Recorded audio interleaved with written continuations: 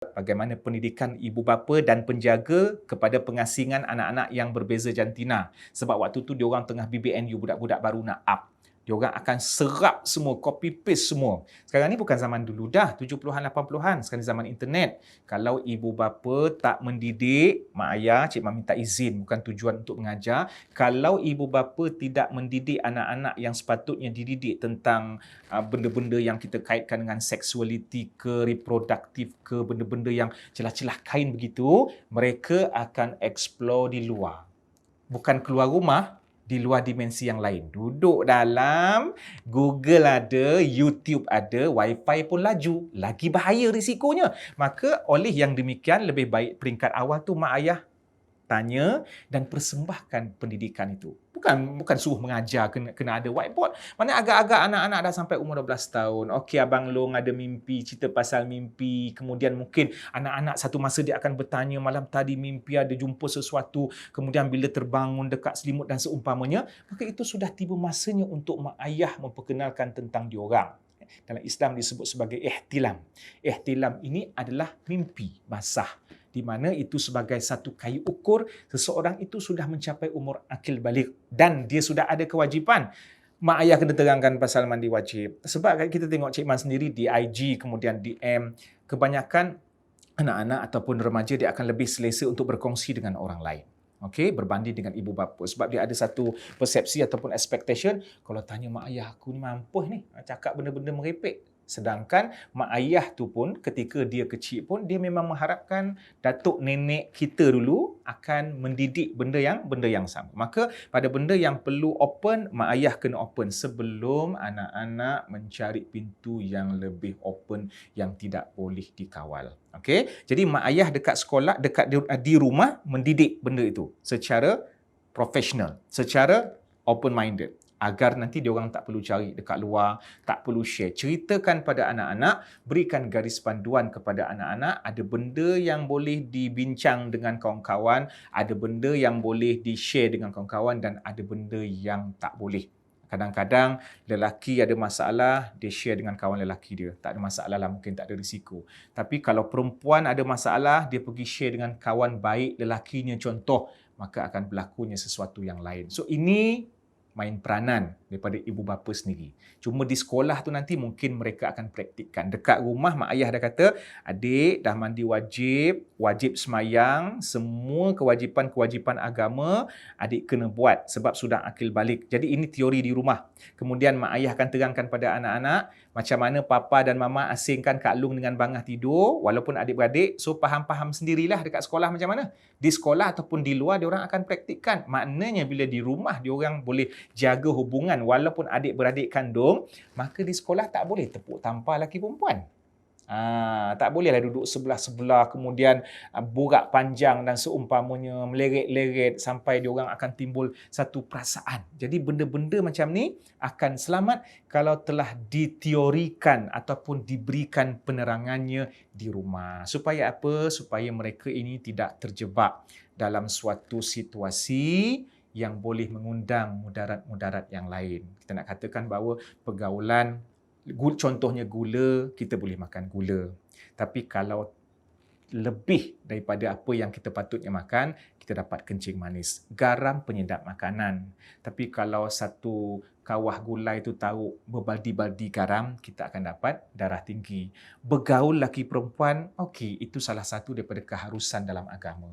Tapi kalau kita praktikalkan pergaulan laki perempuan itu melampaui batas, maka akan datang mudarat-mudarat yang lain. Antaranya nafsu dan kemungkinan juga penyakit-penyakit yang tertentu, sama ada penyakit cinta. Itu cerita lain lah. Itu bab couple lah. Kau tak boleh kehilangan dia. Kalau kehilangan dia, mandi tak kenyang, makan tak basah. Kau makan apa? Mi bandung, kan? Tapi isunya mungkin juga penyakit-penyakit fizikal yang adik-adik akan faham hasil daripada pergaulan lelaki dan perempuan. Tapi tak apa, kita masih belum terlewat, insya-Allah. Kerana semua ini dapat diselesaikan dengan kembali kepada agama. Bukanlah maksudnya agama tu nak memenjarakan ataupun agama tu nak mengurung, tetapi agama memberikan kebebasan dengan dinding-dinding dan juga dengan pagar-pagar tertentu supaya kita rasa seronok, sempoi, boleh bergaul.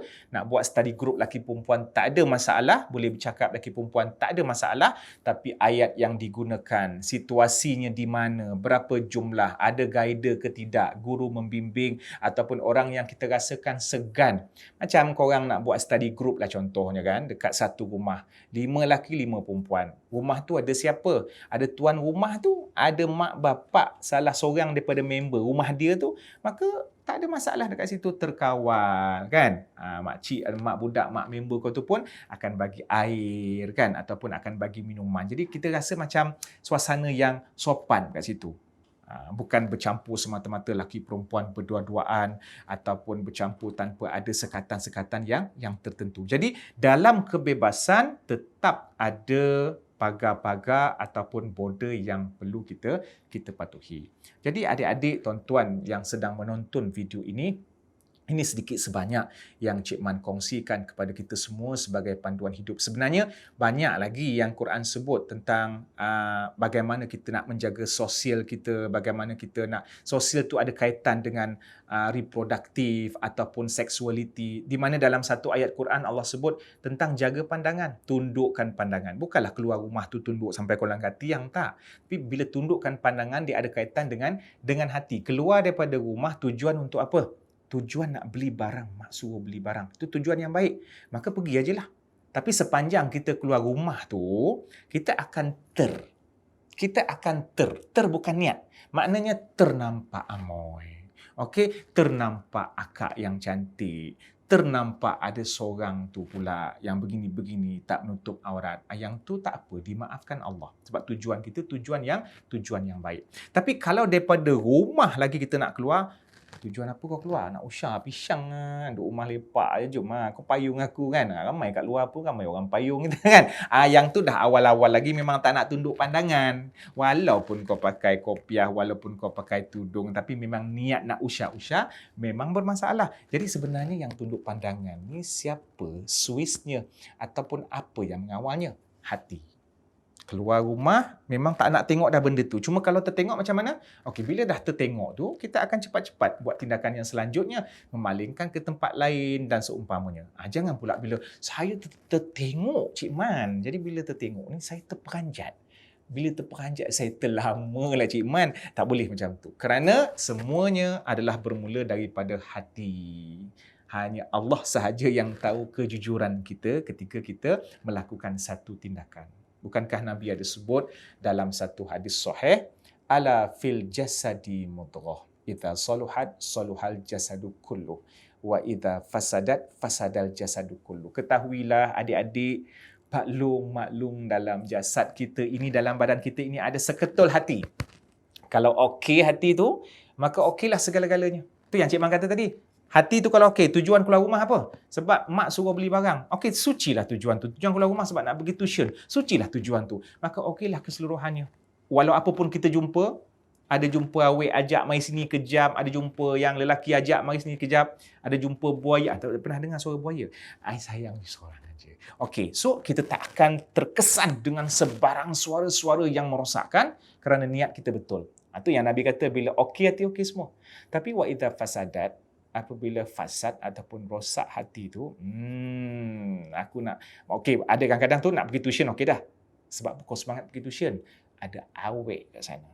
Dia campur antara benda yang baik dengan benda yang buruk, pun boleh merosakkan situasi diri juga. Maka sebab tu Nabi kata, wa idza fasadat fasadal jasadu kullu. Apabila rosak hati yang seketul tadi tu, maka akan, apabila rosak seketul daging, Nabi belum cakap lagi, maka akan rosaklah keseluruhannya. Kemudian baru Nabi explain, ala wahiyal qalbu, ketahuilah daging itu tadi, gumpalan darah itu adalah qalbu.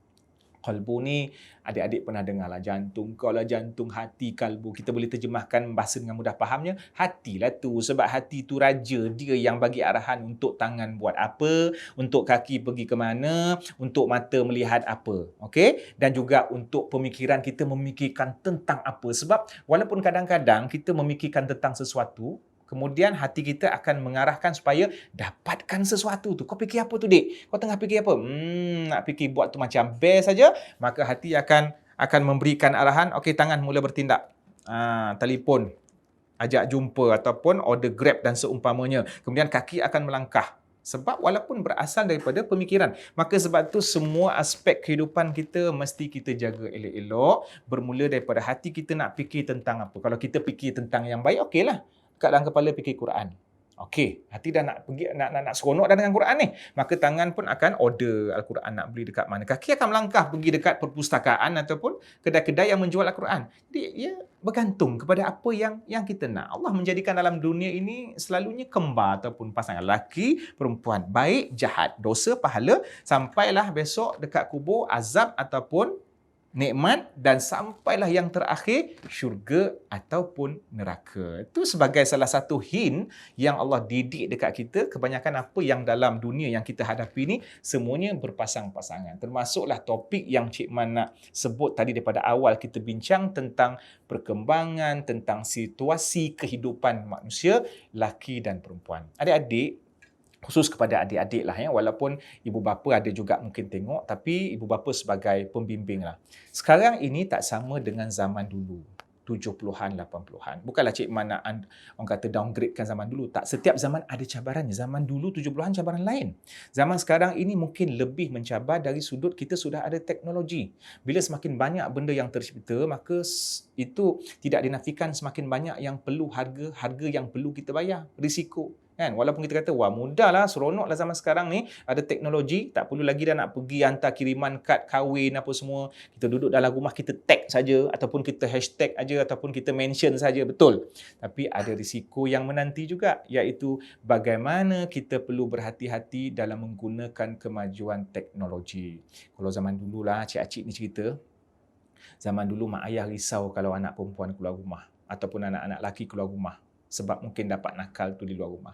Tapi zaman sekarang tak perlu keluar rumah dah. Kita akan bimbang kalau berada dalam rumah pun boleh explore benda yang lebih jauh daripada kawasan kampung. Apa dia?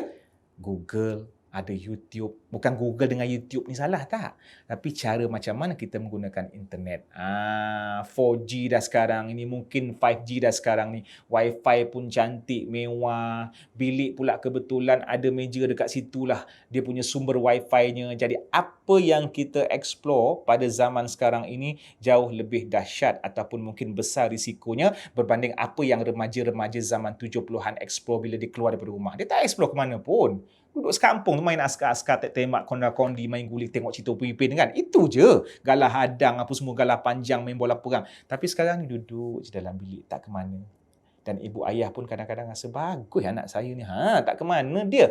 Cuba tengok apa yang dia explore ketika berada dalam bilik. Walaupun jasadnya tidak ke mana, tetapi dia punya pemikiran, penglihatan matanya mungkin tidak terjangkau apa yang kita fikirkan. Lebih daripada apa yang kita sekadar fikirkan. Oleh yang demikian, masing-masing, wahai adik-adik lelaki dan perempuan ataupun kita jantina lelaki dan perempuan, kena ingat tentang tanggungjawab yang Allah berikan sesuai dengan kita faham siapa kita sebagai seorang lelaki dan siapa kita sebagai seorang perempuan. Ada tanggungjawab dan kewajipan yang kita perlu laksanakan. Maka untuk memastikan apa? Hasil daripada pelaksanaan tanggungjawab ini, untuk memastikan sistem sosial kita dalam masyarakat sebagai perempuan ataupun sebagai lelaki, maka dapat berinteraksi dalam keadaan yang sejahtera, dapat berhubung dalam keadaan yang selamat dan dapat juga mengelakkan daripada perkara-perkara kemudaratan yang terhasil daripada perhubungan sosial yang tidak dijaga. Jadi sebelum Cik Man tutup ini, Cik Man nak kongsi satu hadis supaya peringatan untuk kita bersamalah, iaitu kullukum ra'in wa kullukum mas'ulun an ra'iyatih. Setiap daripada kamu adalah pemimpin dan setiap daripada kamu bertanggungjawab terhadap apa yang kamu nak pimpin. Bagi seorang lelaki tu, rakyatnya tangan, kaki, pemikiran, mata, mulut. Maka dia kena guide betul-betul, dia kena bimbing dan pimpin semua ni supaya tak salah guna. Lelaki jangan salah guna tangan, jangan salah guna kaki, mata dan seumpamanya. Begitu juga dengan perempuan, hadis itu juga kepada perempuan. Hadis ini diutarakan juga kepada perempuan. Dia ada rakyat-rakyatnya. Kan? Ra'in itu maknanya perkataan rakyah. Ro'a itu ada berkaitan dengan apa yang dibimbing. Perempuan pun ada tangan, ada kaki, ada mulut, ada pemikiran, ada mata. Maka wanita ataupun perempuan kena jaga benda-benda ni semua supaya tidak lebih daripada apa yang sepatutnya dia gunakan. Dan untuk akhir sekali, Cik Man nak mengajak semua menyokong sebab Cik Man pun menyokong. Menyokong apa ni? Menyokong satu kempen Jangan Malu Ambil Tahu dan Jangan Malu Bagi Tahu. Tentang apa tu Cik Man? Baik, kalau korang nak tahu lebih banyak berkenaan dengan kempen yang baru saja Cik Man sebutkan tadi, maka jangan lupa untuk layari laman web iaitu www.ambiltahubagitahu.com.my. Sampaikan juga kepada yang lain yang tidak mendengar. Semoga semuanya mendapat manfaat bersama. Jumpa lagi. Cik Man mohon ampunan maaf di atas segala kekurangan. Terima kasih kerana sudi meluangkan masa dengan Cik Man selama beberapa minit. Aku qauli hadza wa astaghfirullah li wa lakum. Assalamualaikum warahmatullahi wabarakatuh.